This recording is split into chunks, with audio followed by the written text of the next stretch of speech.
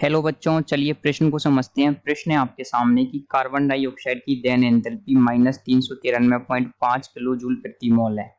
Carbon एवं oxygen से 35.2 gram carbon dioxide बनने पर उत्सर्जित ऊष्मा की गणना कीजिए।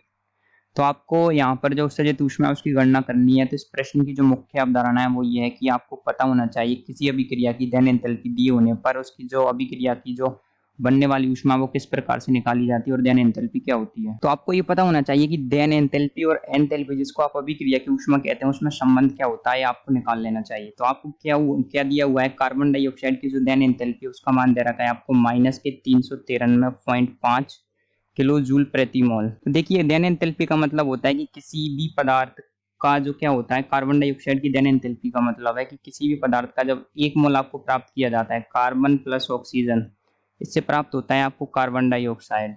और ये कितना प्राप्त हो रहा है आपको, कार्बन डाइऑक्साइड का 1 मोल प्राप्त हो रहा है। 1 मोल प्राप्त होने के लिए सभी क्रिया का जो दहन एंथैल्पी आ रही है, जो अभिक्रिया का परिवर्तन आ रहा है वो आ रहा है आपके -393.5 किलो जूल प्रति मोल। तो आप यहाँ पर देखेंगे आपको कितने मोल प्राप्त हो रहे हैं। 1 मोल कार्बन डाइऑक्साइड हमको यहाँ पर प्राप्त हो रही है। 1 मोल कार्बन डाइऑक्साइड का मतलब है 44 ग्राम।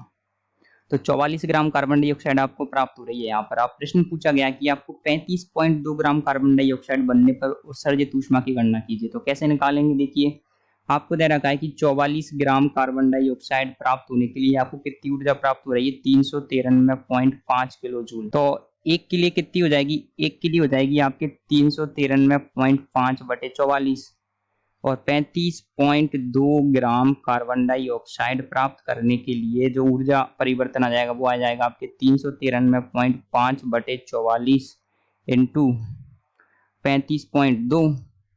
जब आप इस मान को सॉल्व करेंगे तो इस जो सॉल्व करने पर आपके मान आता है वो है, जब आप इस मान को सॉल्व करेंगे तो ये मान आता है आपके -274.8 किलो जूल। तो हमारे प्रश्न का उत्तर जाएगा -274.8 किलो जूल। एक बार देख लेते हैं हमने फिर से क्या किया। तो हमको क्या क्या क्या दिया हुआ था, 1 मोल के लिए, यानी कि 1 मोल में होते हैं 44 ग्राम के लिए हमको एंथैल्पी परिवर्तन दिया हुआ था। हमको निकालना था 35.2 ग्राम के लिए। तो हमने डायरेक्ट यहाँ पर डायरेक्ट नियम लगाया, 44 ग्राम के लिए इतना है तो 1 ग्राम के लिए इतना, तो 44 ग्राम के लिए आपके 35.2 के लिए इतना हो जाएगा। जब इसको हमने इस मान को सॉल्व किया तो सॉल्व करने पर जो मान आ रहा है वो आ रहा है आपके -274.8 किलो जूल। तो आशा करते हैं आपको प्रश्न का उत्तर समझ आया होगा। धन्यवाद।